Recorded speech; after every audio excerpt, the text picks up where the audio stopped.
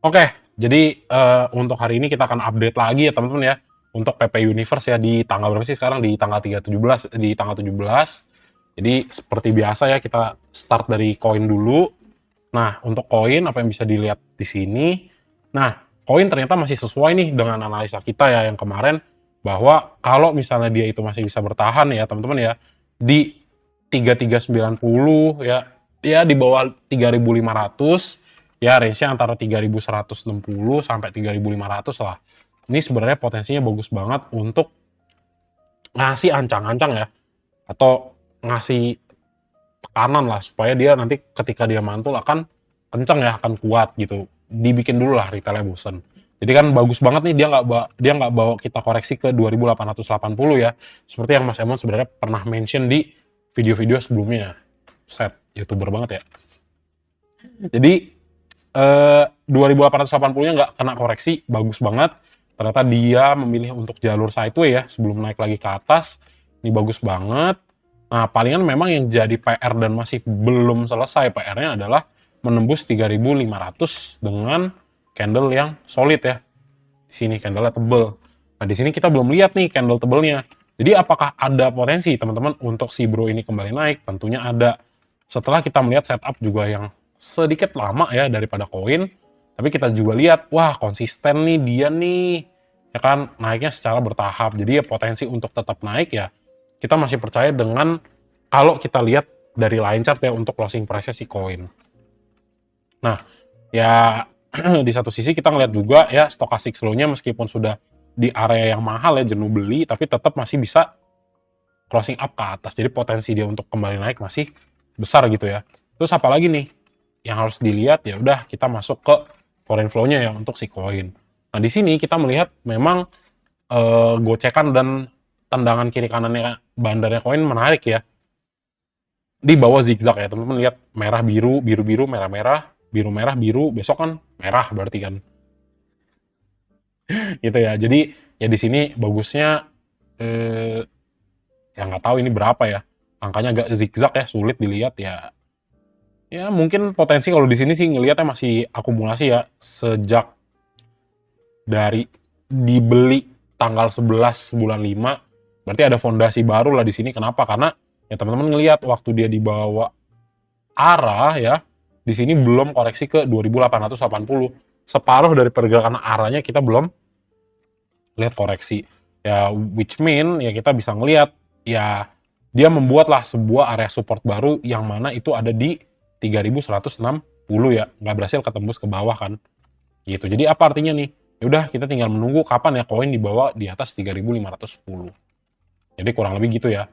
Nah, kalau nanti koin ini bisa lewat ya, wah candle-nya solid banget. Nah, ini teman-teman akan ngelihat rally-nya makin bagus gitu ya. Tapi ya seandainya memang ya mungkin partisipasi retail pertimbangannya masih terlalu banyak dan akan dibawa sideway lagi ya di range 3200 atau 3160 sampai 3390 atau 3500-an let's say ya biar spreadnya agak tinggi karena 3500 juga adalah area support yang kuat, ya ini masih akan tetap wajar gitu teman-teman ya. Seperti itu. Tinggal kita lihat sedikit untuk bandarmologi ya daripada si koin ya. Nah, mantap. Mantap. Kenapa mantap? Langsung aku BKBB. Nah, biasanya kalau trio kwek-kwek, enggak trio kwek-kwek. Kalau misalnya ketua-ketua kelas kita ya, yang belakangnya kakak-kakak ini, aku BK, BB, JP, di sini udah mulai akum, biasanya yang dagang retailnya XL, XC, SQ, YP, PD, OD, NI ada nggak? NI, nah luar biasa. Jos ya, si XL apalagi ya, jualannya banyak banget. Jadi potensi naik bisa nggak? Bisa. Bang, nyangkut di 3500, tungguin aja. Gitu ya kawanku ya. Jadi kalau misalnya ada yang nyangkut silahkan ditanya. Kalau misalnya Mas Emon lagi baca, tak jawab gitu ya. Nah, jadi ini bagus banget ya setupnya. Udah keluar di pertanggal 17. Jadi kalau misalnya nanti tiba-tiba dibawa naik lagi, congratulations buat teman-teman. Mantap ya, langsung di bulan November kembali menjadi November yang sungguh senyum lebar gitu kan.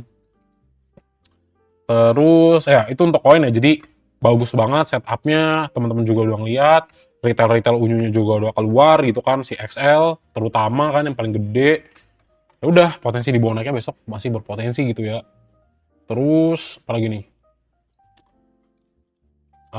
Nextnya kita bahas untuk brand. Coba teman-teman ada yang di brand. Nah, brand bagus ya, dibawa turun lagi ke 9.650.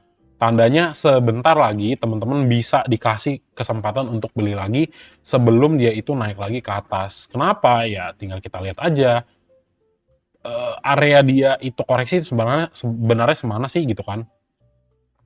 Nah, jadi ya kalau based on Fibonacci retracement ya kita bisa ambil 0,6-nya, yaitu di mana di 9.600-an. So, seandainya teman-teman melihat yang namanya si brand itu koreksi ya ke 9.600 atau ke mana nih? Enggak ketinggian. Nah, ini sama nih ya. Atau nanti mungkin agak sedikit dalam ya ke 9.200. Ini teman-teman masih dikasih kesempatan untuk yang namanya melakukan re-accumulating ke si brand. Kenapa? Ya karena memang dia belum ada yang namanya koreksi nih untuk saham besar seperti ini ya. Kenaikan 21% belum mengalami yang namanya koreksi. Dan tapi teman-teman lihat, koreksi daripada brand itu terbatas. Dalam artian apa? Candlenya unyu-unyu kecil ya. Kayak apa? Kayak nya kapibara. sorry. Banyak nonton kapibara aku ya. Oke, jadi ya paling nggak gitu ya. Kalau misalnya teman-teman lihat kok si brand, nah masih ada akumulasi ya. Jadi bagusnya apa? Bagusnya akumulasi terus daripada si brand. Gitu kan. Nah, terus apa? Ya udah tinggal di hold. Target kita masih banyak gitu kan. Gitu ya teman-teman ya. Jadi agak sedikit random tapi teman-teman lihat nih.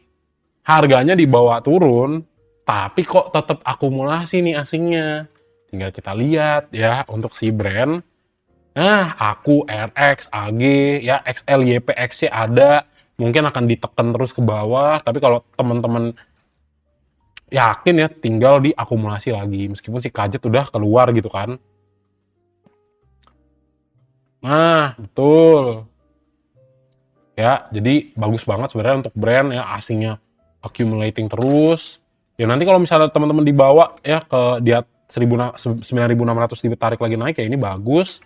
Ya kalau misalnya nanti dibawa pun koreksi ke 9.200 ya tinggal serok lagi gitu ya. Kenapa? Rebalancingnya belum masuk di mana di tanggal 25. Tapi ya tetap sih kalau misalnya memang udah Mas aku kok agak-agak nggak yakin gitu ya dengan MSCI-nya dibawa naik, ya udah TP setengah gitu ya. Jadi masih punya porsi untuk bawa lagi naik ke atas. Oke, gitu ya. Nah, terus apa lagi? Terus BRPT ya, nextnya BRPT, oke gasken. Nah, BRPT yang harus teman-teman lihat di sini apa nih BRPT? Nah, sebenarnya ini adalah bagus banget ya, nih setupnya di sini. Tinggal kita matiin semuanya, kita lihat ya based on line chartnya. Nah, kalau on structure di sini yang terbentuk, nah ini bagus banget. Kenapa? Higher low-nya kebentuk, secara bertahap dia naiknya korektif ya, cenderung naik meskipun sering terjadi koreksi. Terus teman-teman ngeliat apa lagi? Oh di 3.810-nya ketahan nih Pak, gitu ya. Ini kan sebenarnya tinggal tunggu momentum untuk naik. Tapi ya jika kita melihat di area ini ternyata asingnya masih mulai buangan barang, ya mungkin teman-teman harus antisipasi lagi untuk penurunan di harga 3.700 gitu ya.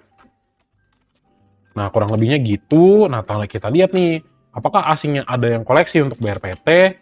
Ternyata asingnya buang lagi gitu. Jadi agak-agak stay safe lah di BRPT ya. Kenapa? Karena buangannya relatif gede ya teman-teman ya. Dari tanggal 4 distribusi terus, dikasih beli 50M, dijual lagi, beli lagi, besoknya jual lebih besar gitu ya. Jadi ya sebenarnya ini punya kecenderungan untuk koreksi lebih besar gitu ya. Tapi ya ini nggak tahu kalau misalnya memang dia nggak peduli dan harganya secara korektif di bawah naik secara perlahan, ya udah ini akan sangat good buat teman-teman yang punya barang di bawah tinggal di hold keras gitu ya. Karena ya ini kalau semakin lama si bro ini, semakin lama si BRPT ini di bawah korektif, ya kenaikan harganya, ya ini bagus banget ya, bertahap, dan seandainya nanti dia impulsif, ya kenaikannya ini akan bagus banget nih untuk bisa nembus di atas 4.360 ya, atau dia uji lagi yang namanya resistance di harga 4.300-an gitu ya untuk si BRPT ya. Jadi lumayan menarik, tapi ya ini asingnya lagi buang. Tinggal lihat nih untuk si BRPT HP XL. Nah, XL ya. Iya, XL, YP, XC mana kamu nak? Nggak ada. Oke, yang dagang siapa? Yang dagang aku langsung. Nah, hati-hati ya. Si aku udah jualan, oke? CC, JP, TS ya. XC-nya dagang. Si aku lah, perhatikan si aku ya. Gitu, oke? Jadi BRPT begitu. Ya kalau misalnya nanti koreksi, baru teman-teman masuk lagi. Itu kan, kenapa? Karena ini ada potensi nih, dia nggak mampu ya. Nggak mampu untuk diuji resistennya gitu kan. Jadi ya kalaupun dia koreksi bagus, berarti teman-teman dikasih kesempatan untuk beli. Oke, next Petro ya, Petro. Yuk, mana sobat PTRO? Mana nih? Nah, Mas, saat rebalancing tuh yang akan terjadi pada emiten hari tersebut tuh gimana jelasnya? Jadi jelasnya tuh mereka akan tiba-tiba di post closing ya, di harga IAP ya, di kisaran jam 16, kan market tutup jam 4 sore ya, berarti di jam 3.45 tuh teman-teman akan ngelihat asing itu masuk berbondong-bondong gitu ya, entah itu dari pasar negosiasi atau benar-benar masuk di market gitu ya. Untuk ngapain? Untuk ngebeli si saham yang masuk di MSCI. Jadi kalau dia masuk di tanggal efektifnya itulah akan terjadi rebalancing. Jadi intinya gimana ya, kurang lebih tadinya misalnya nih pindah nih dari si KLBF yang keluar nih dari MSCI. Enggak, KLBF. Iya, let's say lah si KLBF, aku lupa. KLBF keluar nih. Ya ini pasti dananya akan ada yang di rebalancing nih, entah itu masuk ke si brand yang tadinya baru masuk di MSCI, itu masih ada potensi, kurang lebih gitu ya. Oke. Jadi PTRO ya. Nah, untuk PTRO teman-teman kembali lihat nih. Nah, untuk pergerakannya di sini udah mulai melambat. Tandanya apa? Ya kayak biasa. Kalau misalnya teman-teman mendaki gunung gitu ya, udah mulai puncak, tenaganya habis, ya udah tinggal turun gitulah kurang lebih ya. Tapi balik lagi di sini, nah di sini teman-teman ngelihat sudah mulai terjadi yang namanya kelelahan ya, yang namanya PTRO untuk naik harganya. Kenapa? Karena ya udah harganya 0,55%, minus 0,82, naik 3% dikit, terus nggak kemana-mana. Nah ini tinggal tunggu, kalau misalnya teman-teman lihat koreksi ke 8.625, ya harus diantisipasi yang pertama gitu aja sih sebenarnya ya. Tapi kalau misalnya nanti di bawah sideway terus tiba-tiba naik ke 9.400 ya happy, cuan gitu ya, karena yang next target kita ke 9.400 ya teman-teman ya, kurang lebih di situ ya. Terus apa nih yang harus dilihat berikutnya? Yang harus dilihat berikutnya adalah itu foreign flow-nya nih. Apakah si PTRO sudah selesai ya masuknya si asingnya? Ya ini kayaknya kelihatannya udah selesai. Kenapa? Karena ini tiba-tiba kok masuknya cuma 1M doang gitu. Ya which means sangat kecil dong untuk yang namanya sekelas PTRO gitu, yang biasanya puluhan M kan. Nah, tinggal kita lihat nih, apakah ada sobat-sobat kita yang FOMO? Ternyata enggak sih, ini masih bandar ya. UTP, aku, HP, ke XL-nya ada nggak? XC, terus siapa lagi nih? XL udah masuk ya. Jadi mungkin menunggu beberapa hari lagi potensinya naik. Kenapa ya? Retailnya udah jual nih. Ya mungkin kita mundurin sedikit kalau seminggu coba ya. Tetap ya kayaknya ya. Ini nggak jelas sih, kayaknya agak-agak salah nih dia nih. Ya kan? Biasa ya YP ya, kadang-kadang ya error nih. Ya udah nggak bisa kepake ya. Jadi kita cuma bisa fokus ke tanggal 17 dan 17 ya, tanggal hari ini. Ya udah kita lihat ya XL-nya keluar nih. Ya potensi sebenarnya naik ada nggak? Ada. Tapi ya teman-teman lihat juga ya udah naik gini ya biasa tinggal tunggu dia dead cross terus teman-teman lihat harganya turun gitu kan. Tapi ya selama yang namanya dia si PTRO ini kuat banget stagnan di area 9 ribuannya ini ya tetap nih walaupun stochastic slow-nya garis lurus ya tetap ada potensi dia untuk kembali naik lagi. Tapi ya yang harus teman-teman perhatikan lagi-lagi foreign flow-nya ini ya yang dia sudah menipis gitu kan kenaikan harganya gitu kurang lebih ya. Next gitu ya untuk TPIA ya. Betul nggak? Oke, betul.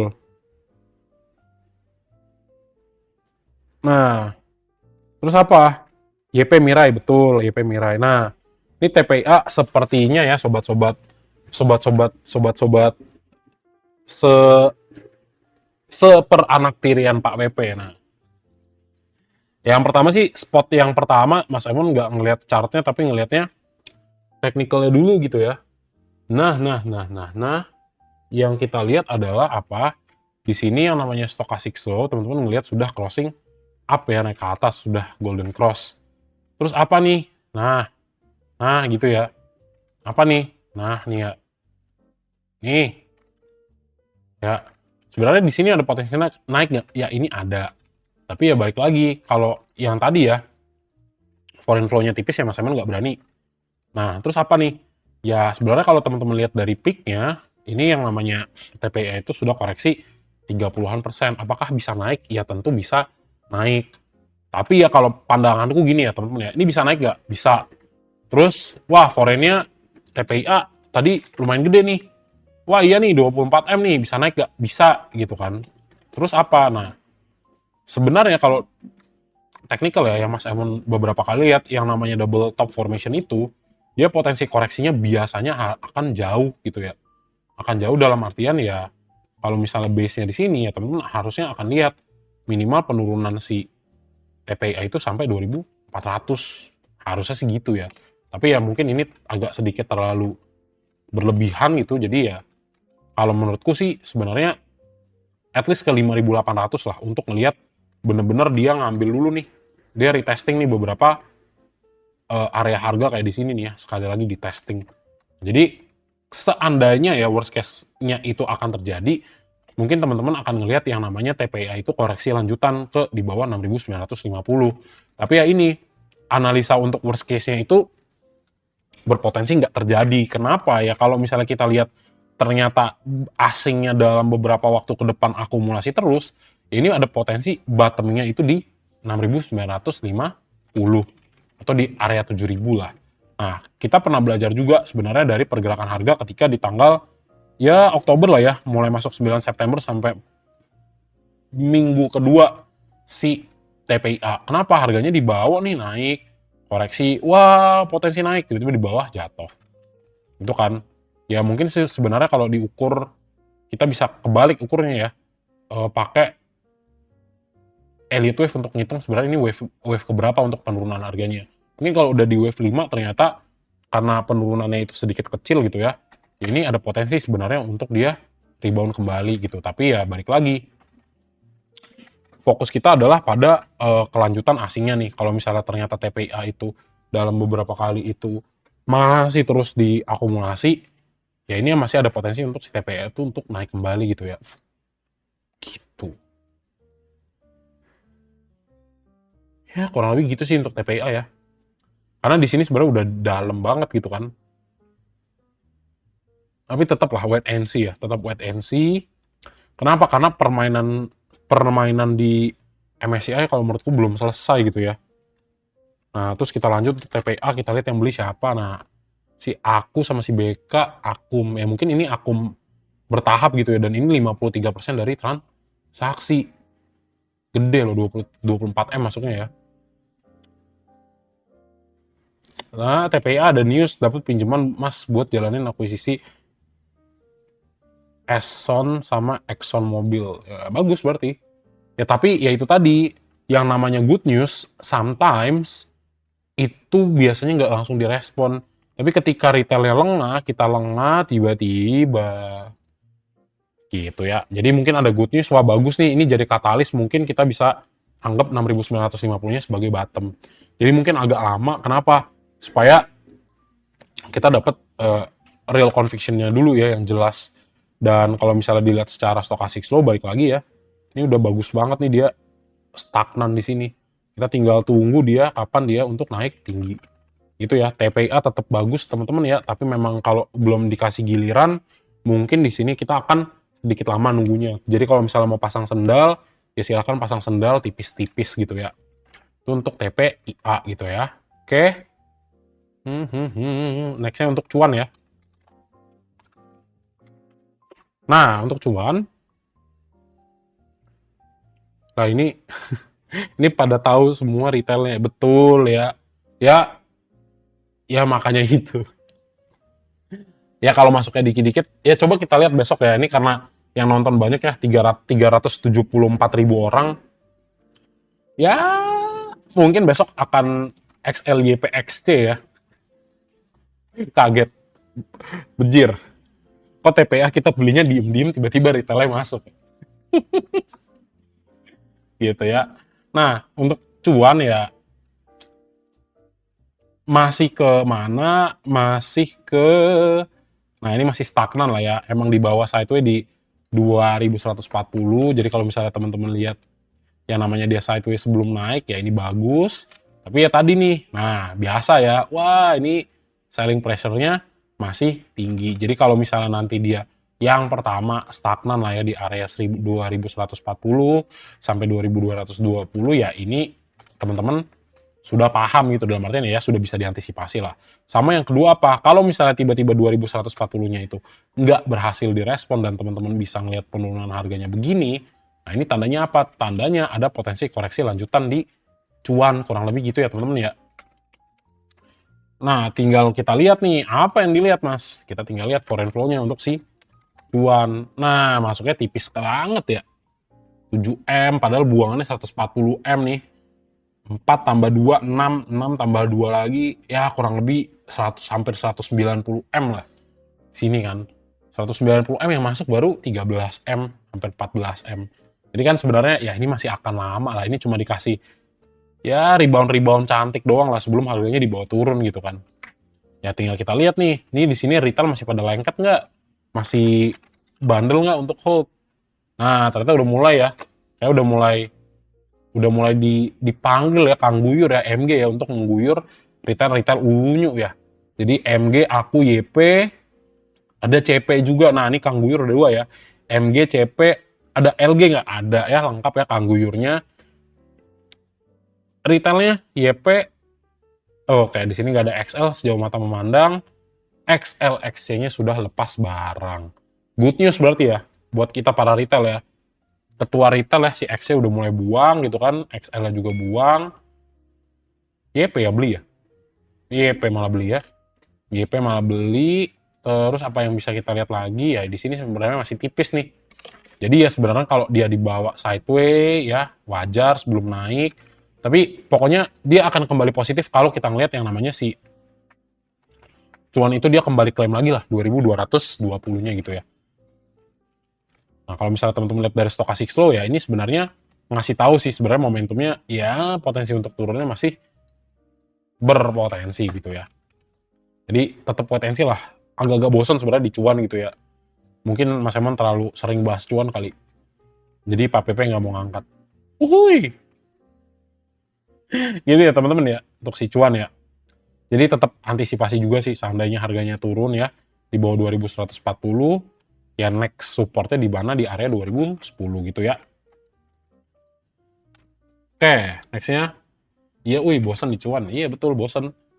Mas Emon pun bahas, ya bosan gitu ya. Nah, untuk saham kesayangan kita, bentar.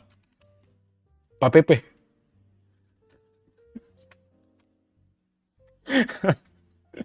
Oke, nextnya ya, untuk Pak Pepe, Pak Pepe lagi. Untuk CDIA ya, untuk CDIA itu kita ngelihat bahwa yang namanya pergerakan harganya apa? Ya ini udah kesulitan ya, udah ngap nih di sini nih. Kayaknya nih ke 1.700 lagi ya teman-teman ya kalau lihat dari harganya ya. Kenapa ya momentumnya masih lanjut, terus apa nih kebukanya lebar, terus si putihnya turunnya lebih kenceng jauh ya. Terus apa nih? Ya udah, teman-teman jangan heran kalau misalnya besok ternyata turun ke di bawah 1.800 mendekati 1.740. Tandanya apa ya? Karena memang si bro ini sudah tidak kuat untuk ngapain? Untuk mempertahankan harga di 1.900 yang pertama. Dan yang kedua, dengan kita melihat adanya ekor ketika pergerakan harga di range 1.815 sampai 1.875, ya possibility untuk kita ngelihat lanjutan penurunan harga daripada CDA berpotensi turun lebih tinggi gitu ya possibility-nya gitu ya. Jadi kalau misalnya Mas bisa nggak naik? Bisa. Syaratnya apa? Ya syaratnya simple ya, tinggal naik ke 1.815. Dia di sini aja ya, bisa klaim lagi aja ini udah bagus. Tapi ya kalau misalnya belum, ya antisipasi lah untuk penurunan harga lanjutan ya di sini gitu ya. Ya kurang lebih begitulah. Karena apa? Karena ya next area support yang besar itu di mana di 1.740 gitu, sejauh mata memandang ya. Nah ini nanti dilihat nih apakah nanti akan kejadian lagi untuk testing ke 1.600 ya, we'll see gitu ya. Jadi selama mungkin kita lihat dulu ya foreign flow-nya ya. Oke, konsisten ya, buangan barang terus ya. Jadi dibuang lagi sama asingnya untuk si CDA, lama-lama menipis ya, dibikin bosen kita bener-bener asli dah. Bahas CDA cuan juga bosen, tapi apa? Tapi XLYP itu tidak pernah meninggalkan yang namanya CDA sepeser pun gitu ya. Setiap hari mereka selalu mengakumulasi ya teman-teman ya. XL dan YP selalu beli di sini, kita lihat. Apakah XL-nya jualan? Nah ini kan gede kan. Nah yang buangan aku, LG, AO, XC ya. Kadang XC suka lawan arah ya. Gitu ya, potensi untuk lanjutan turun masih ada lah teman-teman gitu ya. Kalau dari foreign flow sama broker transaction-nya kita juga bisa sama-sama lihat. Betul, benar-benar anak tiri Pak PP gitu ya. Jadi kurang lebih seperti itu teman-teman ya untuk ya perkembangan lah saham-saham kesayangan kita ya, saham-saham Pak PP. Tapi ya ternyata progresnya sebenarnya kembali koreksi gitu. Ya kemudian ya bagusnya apa? Ya bagusnya yang namanya IHSG kita kembali dibawa lagi naik kan ke atas gitu. Jadi ya potensi untuk tetap naik sepertinya masih ada. Kenapa? Karena bagus banget nih stochastic slow-nya mau naik lagi ke atas. Jadi ya dimanfaatkan ya, sekali lagi teman-teman ya, dimanfaatkan untuk masuklah di saham-saham yang bagus. Kenapa? Karena ya udah di posisi kenaikan IHSG yang sangat tinggi, dimanfaatkan ya. Kenapa? Karena kalau misalnya nanti fase daripada bull market ini sudah selesai gitu ya, teman-teman at least sudah mengambil lah keuntungan daripada pergerakan saham yang relatif bagus, dikurang-kurangi yang gorengannya, supaya nanti ketika marketnya jebol, teman-teman nyangkutnya di saham-saham yang bagus, at least worst case-nya seperti itu gitu ya teman-teman ya. Oke, sip.